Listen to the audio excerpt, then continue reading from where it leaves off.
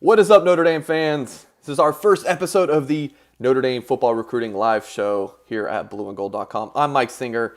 He's Mason Plummer. We are the recruiting writers here at blueandgold.com. And guys, we have a lot to talk about. It's a very busy time in the world of Notre Dame football recruiting. This is Mason's first cycle covering Notre Dame football recruiting, my second here at BGI. So we are pumped about everything Notre Dame football recruiting. First, if you're watching this live, if you're watching a replay of this, please like this video. If you see a thumbs up button, hit that. We need a ton of likes. That really helps out our channel. Also, subscribe to our YouTube channel, and then you can also click the bell to get notifications every time we post a new video. We will be doing this recruiting show every other week, at least the rest of the season. Hey, maybe if you guys like it a lot, we will do it in the off season as well. So again, I'm Mike Singer. He's Mason Plummer, and we're gonna first discuss a new commitment that occurred on Monday. Mason, tell us about this guy, Philip Riley. Oh man, you mentioned that this is my first cycle covering recruiting, and what a cycle it's been. So it's been a back and forth ride with Philip Riley. Initially, it looked like he was leaning towards Virginia Tech, and then kind of out of nowhere, he commits to Notre Dame back in the spring. Then everything's going well. Mike, you got to see him out in Florida. He spoke well of Notre Dame, said he loved what he was hearing from the staff, and then just a few weeks later, he flips his commitment to USC. Then Mike and I have still been on the case. The Notre Dame staff never gave up on Philip Riley, thought that there was a chance he'd come back, and he sure did. As of yesterday, Philip Riley is a member of the 2021 class again, 6', 190-pound cornerback, safety. He does a little bit of everything. A really talented guy, and the kind of guy you want to see Notre Dame bring in. He's versatile, can play a lot of different positions on defense for you, and really just a talented kid, and that's what you're looking for. Yeah, Mason, you mentioned I got to see him. It was September 11th. I went down there. Big game between Bloomingdale and Armwood. And if Bloomingdale wins this Friday in the playoffs, they will meet again against Armwood next Friday. That would be the 27th. Well, my family is all from the Central Florida area, so I'm going to be about an hour and a half from Valrico, and Riley's one of his coaches told me, he's like, Mike, you got to come to that game. You're going to be in town. You might as well come to the game. So I might be seeing Philip Riley once again. Hopefully for Notre Dame fans, I'm not a omen or a bad omen there. But back to seeing him September 11th, Mason, he was, and we talked about this in a previous a video we posted once he committed. Man, listed at 6', 190. I think his body has taken a new form in a way that, like, he's bulked up. He has been in the weight room. Talk about quarantine 15. Well, he's got a good quarantine 15 going in terms of dude is jacked. Like, I've got a couple pictures of him at bloomgold.com where he's got the arms crossed, Mason, and I just would not want to be on his bad side. Big physical dude. I don't want to say I'm skeptical that he's a corner at the next level, because he always seems to rise to the occasion. He plays up. He goes up against a Jai Hall. I want to say top 100 receiver commit for Alabama, big time player. He goes up against him every single time. Every single day in practice. He's played against Mario Williams twice this year. It's a Oklahoma wide receiver commit. I believe a borderline 5-star, if not a 5-star. Greg Gaines is a 4-star receiver from Tampa Bay Tech. So he goes up against these big-time players all the time, and he delivers. Like, Philip Riley does that at corner. So that's the kind of the thing I'm like, man, when you put him in those situations, he balls. But physically, I mean, he's gotten so big. I mean, yeah, his body could take a shape again where he transitioned back to your more fluid corner. But here's the thing that you need to know about Philip Riley. He's a football player. He is a football player. We got David Knight comments here. Too stocky for Hamilton's replacement. Maybe a rover. That's actually something I said in a recent podcast, Mason. I said, don't call me crazy, but Philip Riley, like, could he play rover? You know, I think you would want your rover, a little taller, but man, I don't know. I mean, do you think I'm off? Like, do you think that he's just so physical and he's just so bulky and like a big kid? All I know, Mason, is that he's just going to be a really good football player. If it's corner, safety, rover, maybe the Notre Dame coaches are watching this and be like, Mike, you're crazy. Like he's a corner all the way for us. But that's what I took away from my one viewing. Well, yeah, and you see that's the thing is that's what the Notre Dame staff's looking for. They're looking for the best athletes that they can find. They're going to get them into Notre Dame, get them signed, and they'll figure it out from there. They know that Philip Riley is just a great football player, and regardless of what position he plays, they know that he's going to make an impact potentially even early on in his Notre Dame career. You're seeing Clarence Lewis, a freshman right now, making an impact at cornerback, and that's the kind of player that Riley could be, if not even better. And Mike, you mentioned the quarantine 15. I think you and I might have put on a different kind of quarantine 15. Yeah, he does look huge. He looks like a linebacker in those pictures that you mentioned. And we don't look like that. I don't think. No, no. Good thing that this video here is chest up and not anything else. Yeah. So the prodigal son returns. I mean, you mentioned Mason commits to Notre Dame when we thought he was maybe going to Virginia Tech or he's from the state of Washington. So maybe he's going to have a little homecoming. Nope, commits to Notre Dame, seemingly out of the blue. It's committed for 4 months. Decommits, goes to USC or commits to USC. Notre Dame staff did not give up. He mentioned to me, I got to talk to him on Sunday, that he visited campus. I want to say it was Halloween weekend. Walked around with his dad, loved it. And he talked about the diversity of campus. He just really had a good feeling there. I didn't get into this with him. He shared this with Carter Carrells. You guys will have to read this on the South Bend Tribune. That USC did some negative recruiting towards Phil about diversity or the lack thereof at Notre Dame. So that was a really good story that Carter did. So I think that Notre Dame, Phil asked those questions to Notre Dame. And I mean, with the Irish graduation rate and what they're doing with the Juneteenth rally, like Notre Dame is ahead of the curve in some of these issues and is doing a really good job. So that played a role in getting Philip Riley back in the fold. So if you guys are on the comments here or you're watching a replay, let us know. What do you think about Philip Riley? This is a bona fide 4-star recruit, the number 241st player overall in the country, and I don't have this in front of me. I believe the number 24 corner as well, number 38 player in the state of Florida. So, Mason, looking at the defensive back class as a whole, it's impressive. I liked last year's DB class. Clarence Lewis, who we just talked about here, and we're getting a lot of comments here in the live chat about Clarence Lewis now that we've talked about him. I didn't see that coming at all. I did not think that young man was going to be a baller. I thought, honestly, of the 4 you signed, you had Clarence Lewis, Caleb Offord, Ramon Henderson, and Landon Bartleson, who's obviously no longer with the program. Yeah. That ended before it started. But I thought of the 4, Clarence had the lowest ceiling. But here he is, starting as a true freshman now. Tariq Bracy played a good bit on Saturday against Boston College. But Clarence took the lion's share of the reps and started that game. So, yeah, I mean, you look at this class, though, and I think the floor and the ceiling is higher for these guys. When you look at Riley, corner, safety, he could really play any. And I talked to him about this. Make sure to go to blueandgold.com, and you can find my story on Riley, and I'll make sure to leave it in the description of this video as well after we're done recording. But he told me he's very open to playing safety. I know he's played some of that position as well during his high school career. So you look at him.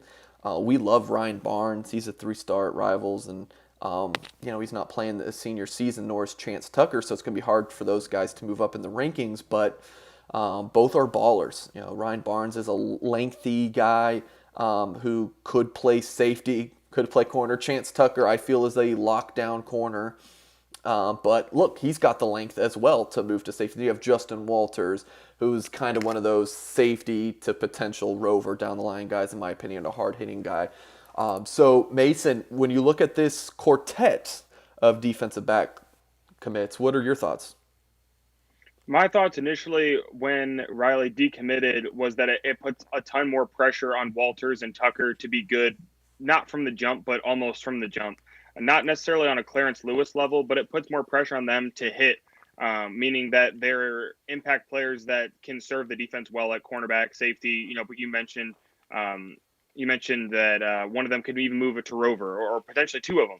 Sure. So with Walters and Riley. So I think with Riley back in the class, it puts less pressure on a guy like Chance Tucker, who is not super highly recruited. Notre Dame is taking him almost as like a project kind of piece. It doesn't put as much pressure on him to succeed immediately. Tucker has the speed and the athleticism to Yeah. succeed at the next level, but he needs to work on his actual ball playing ability as a corner. He needs to work on just playing the corner position. He plays a lot of wide receiver, not at the moment for Crespi, but Right. he needs to work on just his pure cornerback skills. He's going to be fine at the next level, but like I said, with Riley in the class, it just puts a lot less pressure on everybody else because Riley has such a high ceiling. But like you mentioned, there's a high floor too. So really, it's what you want. It's a good balance. Yeah, I completely agree. This is and we talk about this a lot of Blue and Gold in these videos. High floor, high ceiling. All right, for those who don't know what that means. So the floor is kind of what the worst you can be. And Riley's floor to me is a really physical safety. I think he could be a good come up the box, hit your safety. He loves contact. He loves competing. And your high end, if he sticks at corner, the sky's the limit, really, because of his physicality, because of his size. Yeah. And I go back to his competitiveness. Playing against these big time players in Florida, he loves to rise to the occasion. He does that regularly. One thing I want to mention on Philip Riley before we move on to some other topics here is the crowd of he decommitted and then went to USC and he's come back. And I understand that some people don't like that, but what you need to understand is not only in a normal year would I defend that move because of, look, this is, I mean, how many of you in the comments have gone through this recruiting process? I haven't. Like that, it's a biggest decision potentially of your entire life. Like, so you want to make sure you get it right. But someone like Riley had to do all of this during the pandemic when there's no visits. He committed to Notre Dame sight unseen. If he would have committed to Virginia Tech, that would have been sight unseen. I think he went to USC once, maybe a year or two. So that, like, it was a tough recruiting process for him. He had a lot of different, USC negative recruiting, so there's a lot of different things going on like that. So if you're one of those people who's like, oh, he's flipping around. How many more flips can he? Like, I just don't see. I just don't get that. I don't understand that. So kudos to Philip Riley for following his heart and not just taking what, again, if what he's saying that USC said is true, then not just taking that at face value and continuing to dig on that. Couple things to be aware of before we move on. First, a nice promo we have going on here at blueandgold.com is our holiday special. Use promo code Nike75 and you will get $75 free in Nike gear, and your first year of your annual subscription to blueandgold.com will be 25% off. So as it says there on the screen, pay $75 and get $75 in Nike gear. It's basically like it's a free year of blueandgold.com membership by getting that Nike gear. So all the details there are at blueandgold.com, and again, use promo code Nike75 for that. Another thing to be aware of is super chats. If you guys would be so kind to drop us a super chat, that's basically a way to tip us. If you like the show, we're doing a lot of these live shows at blueandgold.com. We have the Saturday post-game show. After every game, 15 minutes after the final whistle, Mike Goolsby and I go live to talk about the game. So you can watch that. Every Monday, myself, Patrick Engel, and Loose Emoji go live on YouTube. Our first show was just last night. Thought it went pretty well. So watch that, watch this. And if you like what we're doing here at blueandgold.com on our YouTube page, this is a very easy way for you to support what we're doing here. Drop us a super chat, drop us a super sticker. Anything would really help us out. Moving along, another new commitment. Jeffrey Evans says, We gonna talk about this kicker? Sell me. All right. I am not a kicker expert, so I will have to go to what Chris Saylor had to say about Joshua Bryan. But Mason, look, Jonathan Dwoer is coming back for next year. That's at least what he says. So a lot of people are asking who's coming back for their sixth year, but potentially. Well, Jonathan Doer says he was. So what was your reaction to Notre Dame grabbing a kicker in this class? He seemed kind of just too good to pass up. Yeah, absolutely. You mentioned in your story a little bit ago, Mike, after Brian committed, that another Brian Pullen, Notre Dame special teams coordinator, he had been in contact with Joshua Bryan for a long time, even while he was committed to Colorado and beforehand. So Brian committed to Colorado initially. He wanted that assurance, but I think Notre Dame was always his number one. You can't blame him either. With the recent kickers Notre Dame's had and the success with Kyle Brinza, Justin Yoon, and now Jonathan Doer, Joshua Bryan has the potential to be even better than all of them. The Notre Dame special teams has been great, and what better team can you come to really at this point? Notre Dame is on a high flying level right now. The special teams looks great. Jonathan Doer looks great. What better guy to learn from too, especially if Doer decides to come back. Hard to take his word on it at the moment, especially if he gets kind of an NFL draft grade. He's got a hell of a leg, Mike. You and I have seen that in the games recently. He doesn't miss much, so.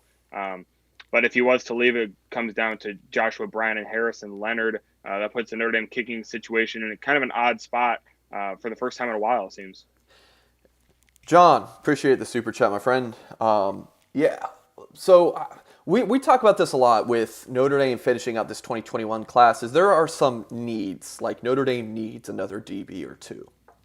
That's at least how the staff feels, right? Notre Dame is deciding that they want another running back in this class. You had Jameer Smith leave the program, Jafar Armstrong. That wasn't really working out at running back, so they moved him to receiver. So like the staff is like, all right, we're gonna go get another running back.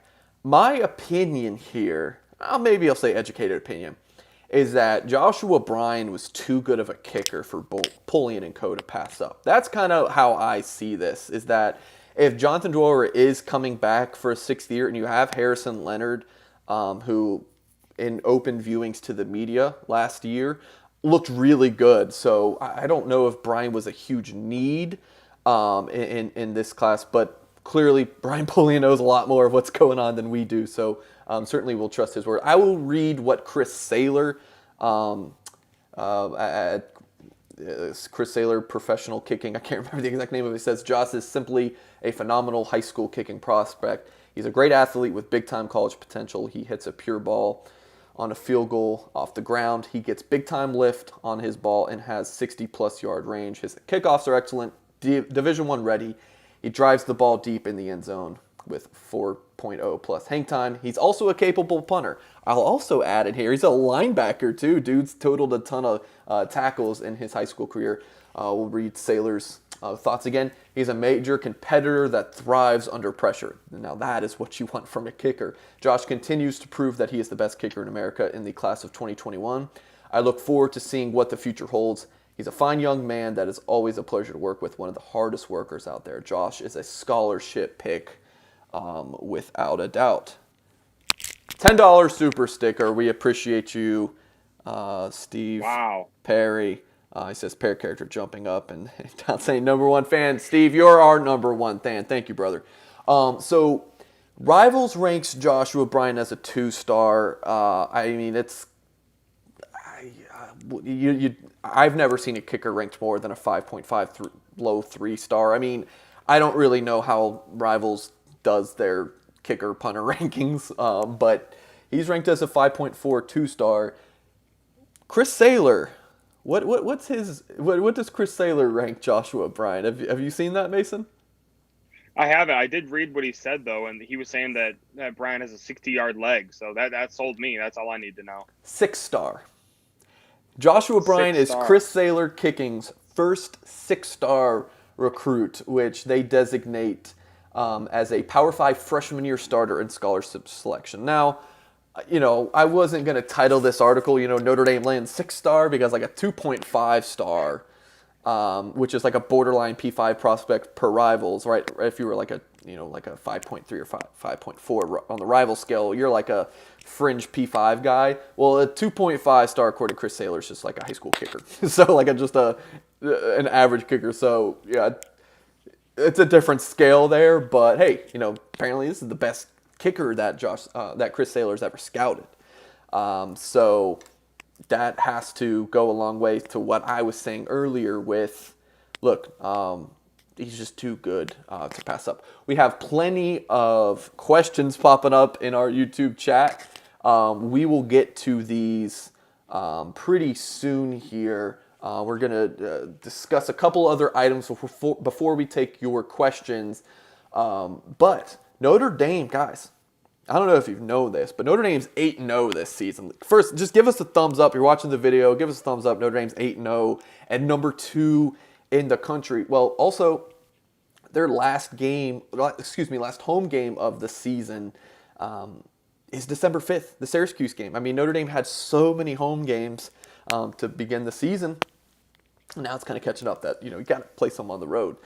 So, of course, Notre Dame goes to North Carolina Friday, November 27th, bye week this weekend, and then come back December 5th, Syracuse, and then the next week is Wake Forest, December 12th in North Carolina. Of course, that was the game I was supposed to play in September and was pushed back due to COVID-19 concerns. Well, Notre Dame is going to have some recruits on campus for that December 5th weekend.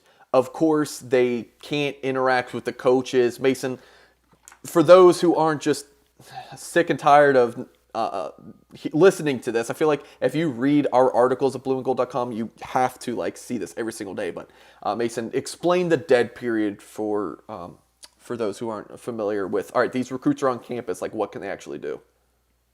Yeah, I mean, it's not ideal.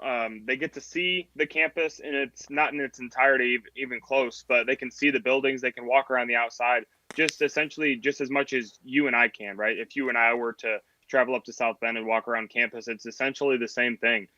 You and I highlighted it all over through this past week and the week before about the guys that were on campus for Notre Dame Clemson. They were on campus, but they weren't inside the football stadium. They weren't meeting with coaches. They weren't meeting with players. They weren't seeing facilities. So it's a visit in quotation marks. It's not really a visit. It's not ideal.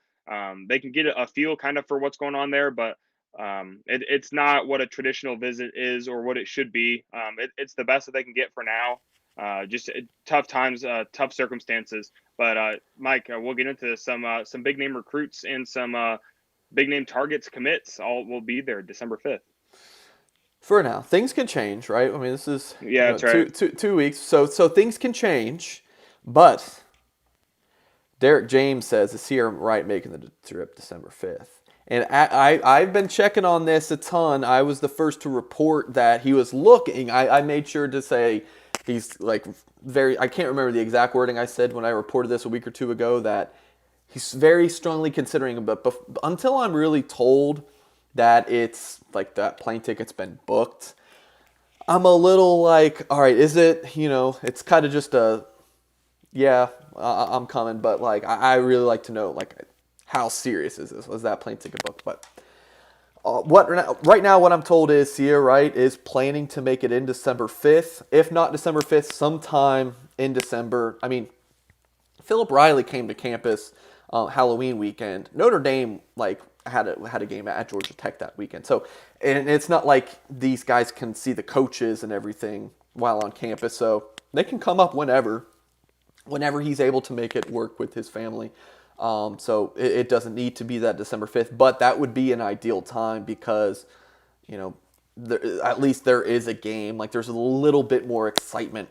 One thing you're going to have to hope for with a LA kid coming to South Bend in December is some good weather.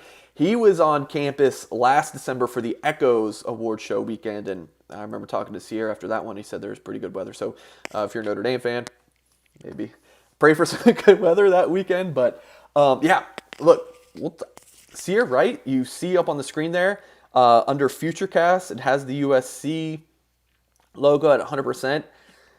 USC is the favorite right now. This is a kid who is going to play LeBron James' son in Space Jam 2.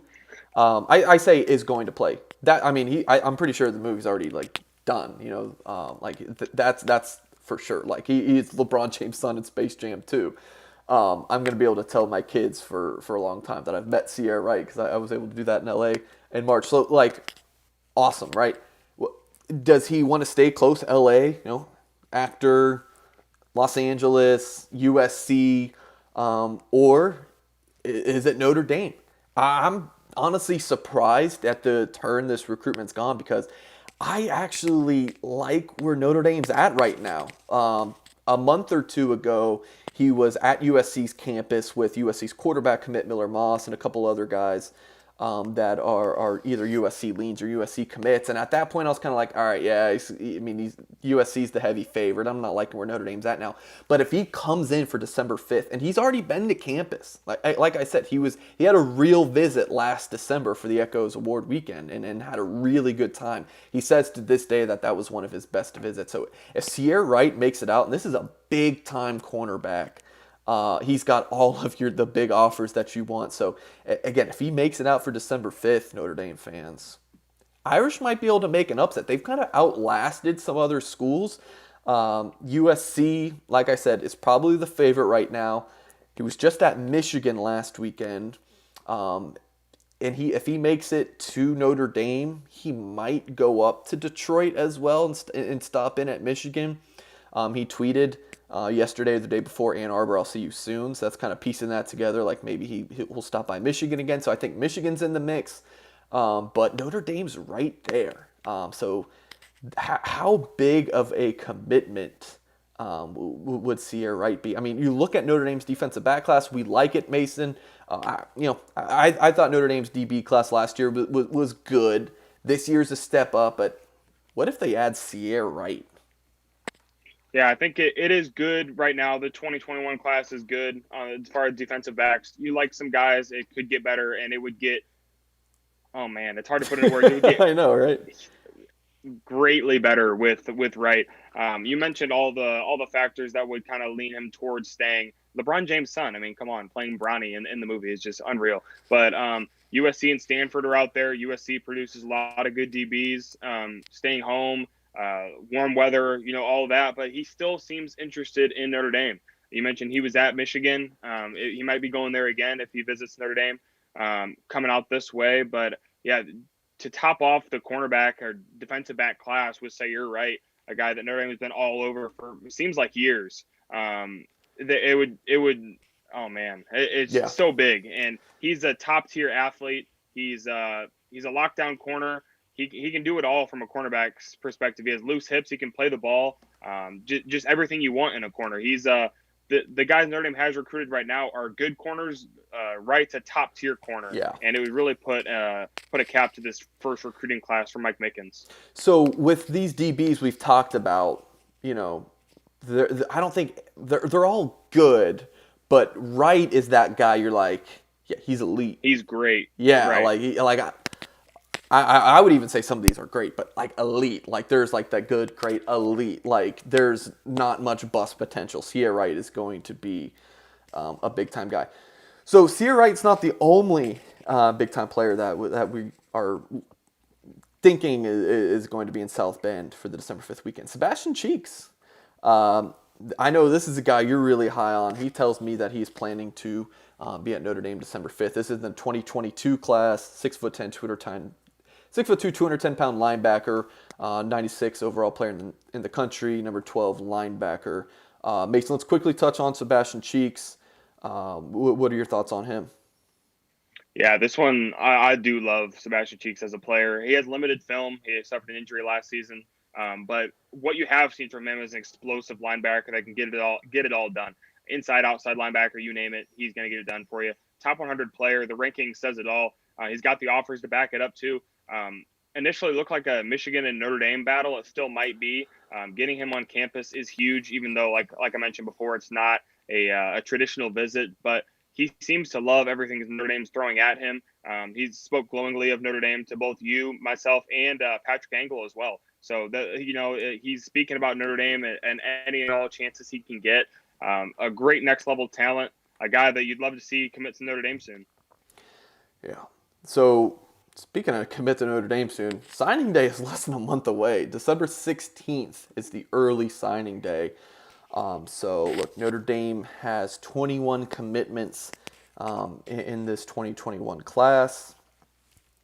You know, how many spots are left? Ask me in a couple weeks. It's still it's still a little tough to determine right now, but it's not going to be something crazy. Like, it can only be at least a few more. So it's 3 or 4, something like that. But look, the 2 commitments this week: Philip Riley flipped from USC. Joshua Bryan, the kicker, flipped from Colorado. There are some other potential flip watches that we are going to talk about here. Big fish out there on the recruiting front. So we'll just go through a couple of these guys, and then another recruit that a lot of people are asking about here in the comment. Caleb Johnson, Ocala Trinity Catholic down in Florida, is a high 3-star. I respect the Rivals analysts. They have such a brutal job to rank all these people. It's literally an impossible job, but this is not one I agree with. I think he's a bona fide 4-star prospect for sure. Committed to Auburn in May. Is a Fort Wayne kid who moved down to Central Florida early in high school. And look, Notre Dame told Johnson, we are not going to stop recruiting you, even if you're going to commit to Auburn. And that's been the case. There have been times where it's been a little bit slower than others, but the Irish are really picking it up here. We talk about the DB class kind of adding a cherry on top of Sierra Wright. Man, I love this offensive line class. Blake Fisher, 5-star. Pat Coogan, a high 3-star, who I think if he had a senior season would have had a good shot at a 4-star, but he picked Notre Dame over LSU, Ohio State, Michigan, Oklahoma. So big time offer list. You have Joe Alt, my personal probably favorite recruit in the class, got bumped today from a 5.5 low 3-star to a 5.6 mid 3-star. His dad's John Alt, played in the NFL for 8-9 years, Kansas City Chiefs, 2-time Pro Bowler. Brother plays in the NHL, so I love Joe Alt. Rocco Spindler, of course, big-time interior player. Man, if you had Caleb Johnson, this 2021 recruiting class for Notre Dame, I mean, there could be more surprises that we're not even really aware of right now. Like, not only is the 8-0 start in the number 2 ranking really helping Notre Dame, Mason, but the coaches are really putting in the work as well. Yeah, they certainly are, and it certainly helps that you beat the number 1 team in the country with everyone in the country, in the world watching. Everybody's eyes were on that game, including Caleb Johnson, I'm sure. Whether you're a Notre Dame guy, Clemson guy or not, everybody was watching that game. And for Notre Dame to pull that off, I think, well, you and I highlighted it. It was in our articles recently. It's that next step for Notre Dame. Notre Dame was a good program. Now they're pushing towards elite. Knocking off the number 1 team in the country without Trevor Lawrence or not. I don't care. You beat the number 1 team in the country, and recruits take notice of that. They want to be a part of building something great, something magical. And Johnson, he can add a really big element to the offensive line class and only continues to get better. They say Notre Dame's offensive line and it can continue if they can flip Caleb Johnson. Another potential flip is Kelvin Gilliam from Highland Springs High School. If you've been in Richmond, it's the high school that is right off. It's like literally 2 minutes from the Richmond airport. I went to Richmond twice last year, once in May and once in October, mainly to see Chris Tyree. Once it was the one in May was a couple weeks before he committed, and then the one in October was to see him play. And both times I stopped in at Highland Springs, met Kelvin once. You talk about a Notre Dame type kid, Kelvin Gilliam absolutely fits that. The word that those close to him used to describe Kelvin is humble, and a really just a good young man who you enjoy talking to. But like we talked about with Brian, too good to pass up. I don't think 4th defensive line. I'm going to say 4th. I'm not expecting David RBR to sign with Notre Dame. We'll kind of get that out of the way. So you have Gabriel Rubio committed, likely a 3-tech guy. You have Jason Onyé, either a 5 or a 3-tech. And you have Will Schweitzer, who's going to be a solid Viper kind of guy. I don't think Kelvin Gilliam's like like a fourth defensive lineman. It's like a need. Like we really need to fill that, like we've mentioned with some of these other spots. But I mean, 6'4", 260, number 79 overall player in the country per Rivals, number 7 defensive tackle. Notre Dame's got a shot here. I mean, Oklahoma was recruiting him for years. Notre Dame offered 3 or 4 weeks ago, and here they are with a shot to flip him. I mean, that just speaks to what, Mason? That Notre Dame can just come into this recruitment and maybe flip this kid. Is it the brand? Is it Notre Dame presents an opportunity that just other schools don't? Yeah, it's all of the above, really. It's presenting an opportunity to get a great education and play football at a higher level, actually, than we've seen in a while. Like I just mentioned, knocking off the number 1 team and moving into that elite category. The Notre Dame defense has been one of the best in the nation, if not the best in the nation. And who wouldn't want to join that? Defensive tackle like Gilliam, who can come in and make a real impact. Like you mentioned, he's a Rivals 100 player, a top talent. He's been committed to Oklahoma for some time now, but the fact that he's listening to what Notre Dame is saying is significant, I think, considering how Oklahoma has been recruiting him for a long time. Notre Dame gets into the picture just over a month ago and starts recruiting him there, and he's listening. And whether he pulls away or not, I think it's significant that Notre Dame can get into these kind of battles late on and still give itself a chance. I mean, there's more recruits, guys. For the sake of time, we're not going to spend a ton of segments. If you guys want to ask different questions about recruits we're not specifically covering, we'll get to your comments. So just hang tight on some of those questions. Again, reminder on Super Chat, we've had a couple so far. We really appreciate that. It gets me fired up that you guys would even open up your pockets and wallets and do that for us. So really appreciate that. Quick word. Thanking Blake Way Art for the panorama that you can view behind me and all of our videos here. This thing is sweet. You can go to panoramas.com or bluegoldonline.com for more. And again, we have the promo code Nike75. Go to blueandgold.com. All of the information for that is there. You can email me directly, msinger@blueandgold.com. If you have any questions. We were going to talk about Donovan Edwards, but I don't think people really care. Literally, Steve Kerr, head coach of the Warriors, is in here wanting to know about it. Do you guys want to know, talk about Donovan? Yeah, the people want to talk about Donovan Edwards. So here's the thing. Michigan's not doing too good. Michigan's the perceived favorite. I mean, look, you read any article, any outlet, for months, what the perceived thing has been, Michigan is the leader. I mean, you see the future cast, 93% is in for Michigan. The 7% was for Ohio State, and the guy who put it in for Ohio, because Ohio State was the heavy favorite. But they filled up at running back, and we're like, look, sorry, we're not taking you. We're filled, we're not adding anymore. And that guy who put the Ohio State pick in is no longer at Rivals, so that's why it's not 100% for Michigan. But you really have to wonder, Michigan's struggles plus Notre Dame's successes, everything is just kind of, if Notre Dame is to pull off this recruitment, this is what they needed. Notre Dame beating Clemson, what they've done with the running back room. There could be a thing of, if I'm a coach recruiting against Notre Dame here for Donovan Edwards, well, Chris Tyree and Kyron Williams are Notre Dame's top 2 backs, and they are a freshman and a redshirt freshman. Well, the thing about Donovan Edwards is he's been used a ton in the slot this year at West Bloomfield, so he could get early playing time as a jet sweep kind of role. So he could get 4 to 6 touches a game as a true freshman, even with Chris Tyree and Kyron Williams, because Notre Dame is going to keep running the football for years to come.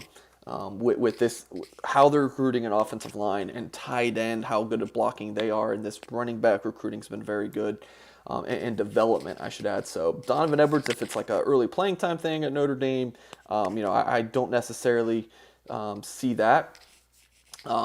Again, I want to note that with Edwards, familiarity is going to be a big thing. The school he's most familiar with right now is Michigan, right?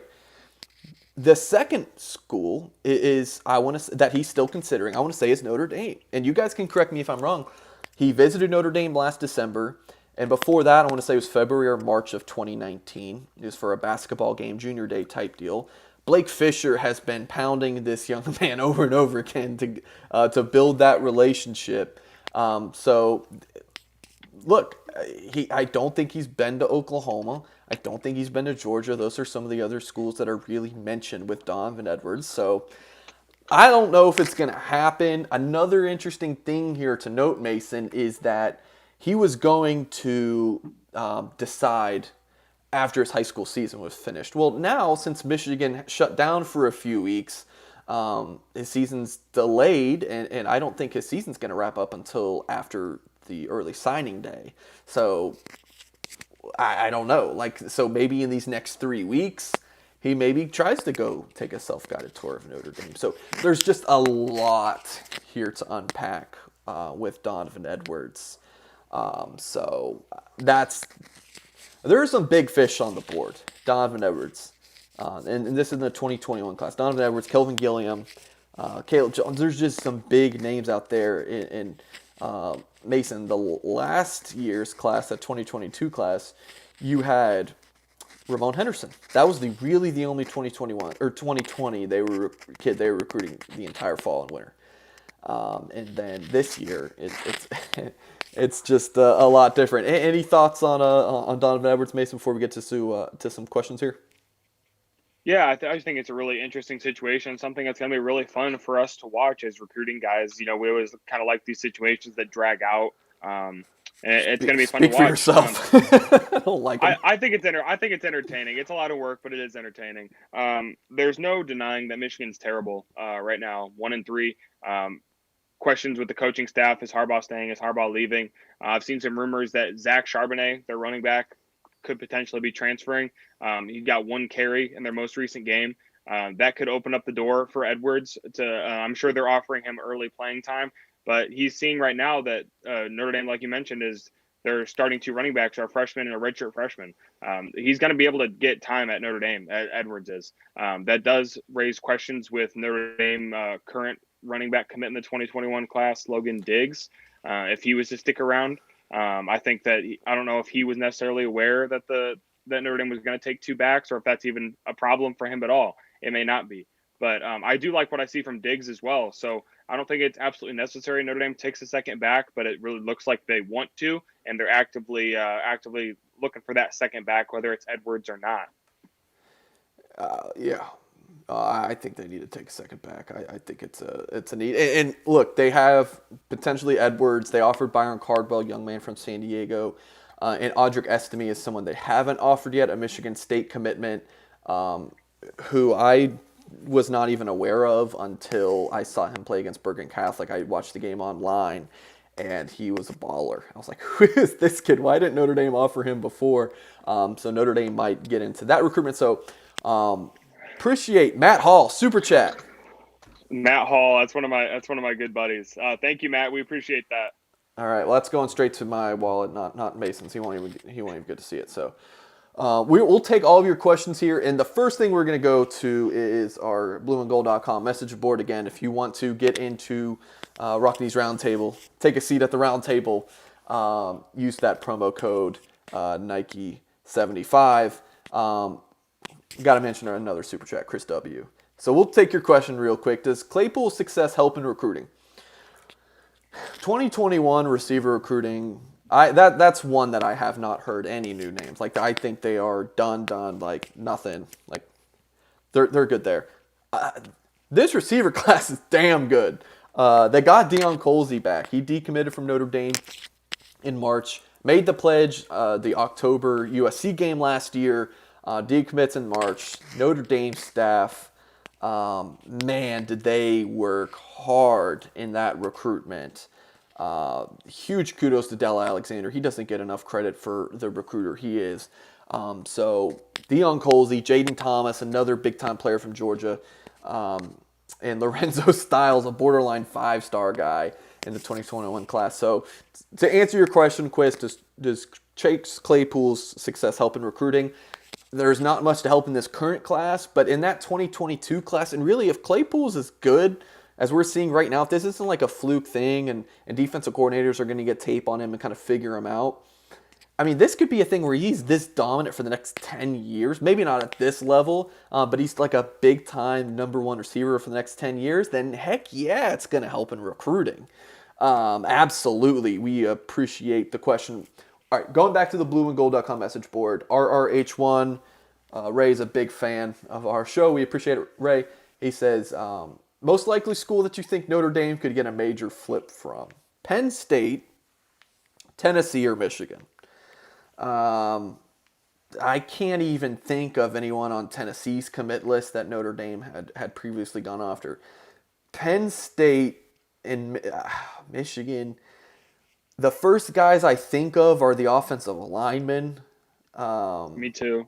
Tangwall at Penn State and Tristan Bounds at Michigan, but I've checked in with those two, just people close to them to see, hey, is Notre Dame reaching out? I haven't heard anything there, so I don't expect any flips from those. Maybe I'm in the dark on that, but if I'm to say which one, I think Tangwall's pretty good, but Zakee Wheatley was a safety that really liked Notre Dame, decommitted Penn State. I don't think I guess Michigan. But I honestly, Ray, I don't think any of them. I think they're all pretty locked in, or Notre Dame's not really super involved in those recruitments. Do you have any thoughts there? Not really. I was trying to run through some names in my head, but nobody that I think jumps off the page. If things continue to get worse for Penn State and Michigan, we could see some more names jump out, or maybe Notre Dame get into contact with some guys. But I mean, I don't know if does it get worse? How many spots does Notre Dame have left? Like also like all of them, all the spots. I mean, we haven't really touched on the whole extra year of eligibility thing, and I guess you can be over 85 for the 2021 season, but you gotta be good again for 2022. So I don't know. That is the most difficult thing in trying to report is scholarship numbers, at least for me. Maybe other recruiting people or recruiting writers have other experiences with that, but it's just difficult because it's so fluid. I mean, not only do these kids change their minds what school they're going to, but then you have an unexpected transfer that opens things up. Or maybe someone you thought was going to transfer and doesn't. Certainly things to keep an eye on. Scrolling through the YouTube. I think you are seeing Notre Dame kind of get into some roster management already, though. Kofi Wardlow, Jameer Smith, some guys that are kind of taking an exit. Jordan Genmark Heath earlier on. And we're going to see some more names, too. We know that guys are allowed to come back, but like you mentioned, that 85. So it'll be interesting to watch. I'm not a roster cruncher guy. I don't like to make projections, but I think Notre Dame's kind of ahead of it already, and they don't want to find themselves behind the 8 ball. So, yeah, scrolling through YouTube comments, I'm scrolling up. What do we got? We got to have some questions. We're at 48 minutes, so we'll take a couple more. This is a really important one, Mason. I'm glad that Jeffrey Evans asked this.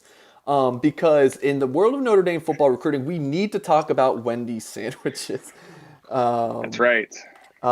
So Dave's Way double or double baconator. I can't say I've had either. When I go to Wendy's, this is going to be controversial, but I love their chili. I like Wendy's chili, and I know it's probably like old meat, but I love their chili. It's got to be in the winter, though. Oh, it's gotta be in the winter, right? No. That's disgusting. What, chili not in the winter? Who are you? You're going to have chili in the summer when you're like sweating and you're just going to eat more hot food? Dude, I'm a big dude. I'm always sweating. So that doesn't really matter. Yeah, so I would choose. I've had a Baconator before. It's been a while, so I would choose the Baconator. Dave's Way double. Not even a question for me. Yeah, okay. Well, when's the last time you watched Rudy? I had my wife watch it. I didn't have a copy of it. So I like rented it on YouTube, which is a cool thing. It was like $5. It's like a perfect little date night.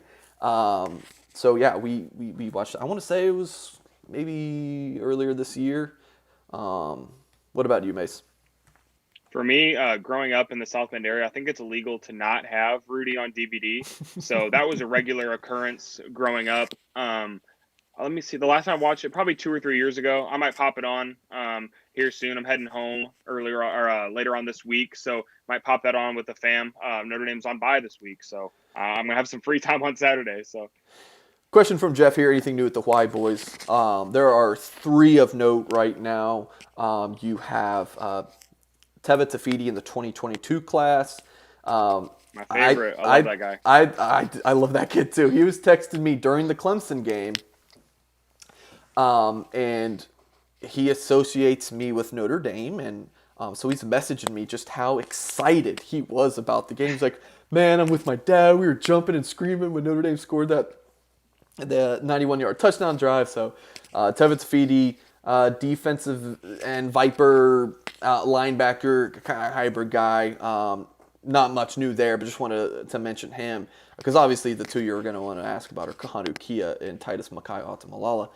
With Kia, he wrapped up his 4 visits. His top 4 schools are Notre Dame, Utah, UCLA, and Stanford. He visited those 4 in a 2.5-week span.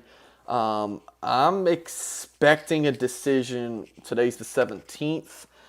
I'm expecting a decision probably in the next week. Maybe if he's having kind of a hard time making a decision, maybe 2 weeks, but absolutely by the end of the month, but really in the next week. And then with Titus, I spoke to him recently. He said he's stretching his recruitment out to January and skipping the early signing period. I think it was a smart thing for him.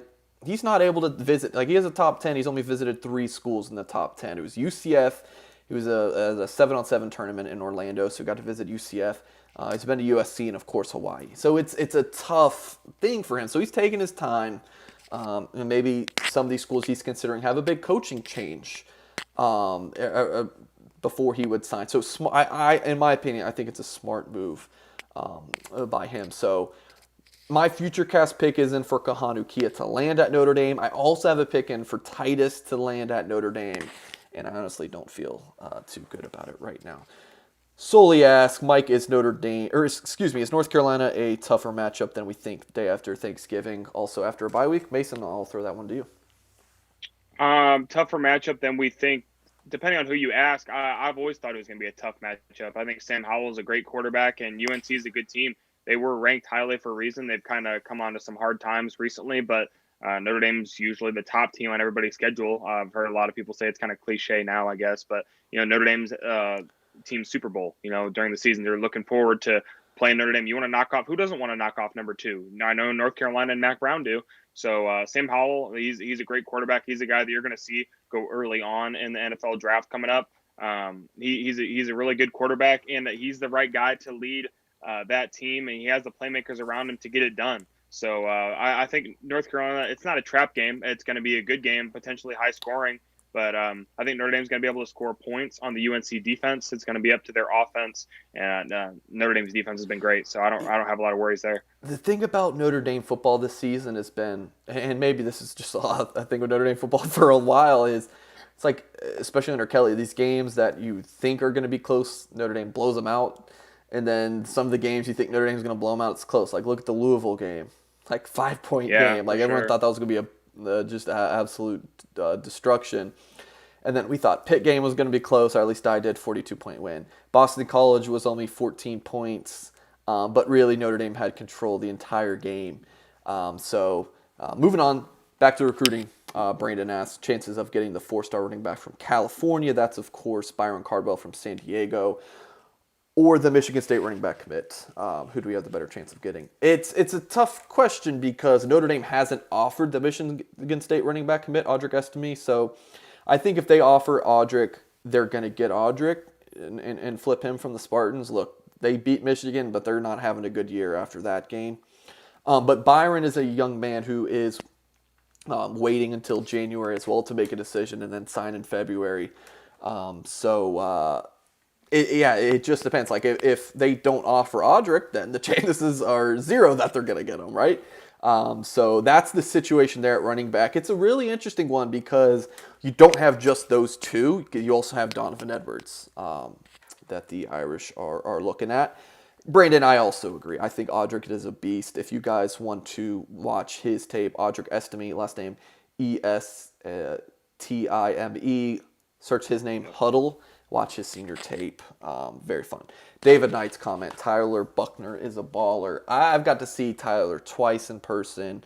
He is a baller. And the thing is with these like quarterback camps, he looks good and everything, but his best attribute is like what he can do out in space and making plays. Maybe I shouldn't say best attribute, but that's like such a huge part of his game that you don't get to see at those camps. So Mason, what have you thought about Tyler Buckner? Seeing the ridiculous stats, he's not the most vocal guy. Like Blake's kind of taking the role on as the vocal leader of the class. But in terms of him as a player, what have been your thoughts, Mace?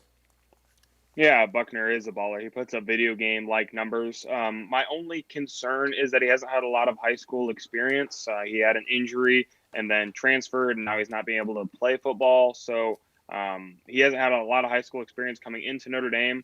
I see Buckner 2021. That's an absolute no for me.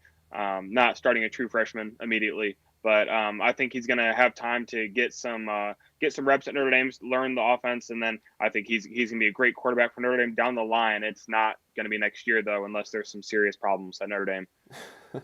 Or if he's just really freaking good. That could be too. Yeah, I'm fine with that. Yeah, Brandon makes a comment here. Tyler hasn't even been playing quarterback for that long. So yeah, the only starting experience he has, he played receiver and safety as a freshman. He was hurt his sophomore year. And his junior year obviously accounts for 81 touchdowns. Senior year, he's not going to be able to play unless he decides not to enroll early. I look at it the way of, man, he doesn't have a ton of experience. But Brandon's point is, hey, he doesn't have the experience, so look how much better he can be. Look how good he is right now and how much better he can be. Yeah, Jermaine, we did discuss the new commit, the new kicker commit. I'm not going to pretend to be some kicker guru. He's ranked as the first 6-star recruit ever per Chris Saylor kicking, so we will go with that. All right, we are at 57 minutes, so we're going to go ahead and wrap this up. Look, guys, we appreciate everyone who joined our live show. Please subscribe. Please like this show. And look, blueandgold.com, use the promo code Nike75. Signing day is less than a month away. Look, great time to sign up. You use that promo code Nike75. That'll get you a full year. So not only this the rest of this football season, but most of next football season as well. So please subscribe to blueandgold.com. Please subscribe to our YouTube page as well. Hit the like button. And we will see you Saturday night, again, 15 minutes after next Friday night, I should say, after the North Carolina game. Myself and Mike Goolsby will go live. We appreciate everyone who was able to watch.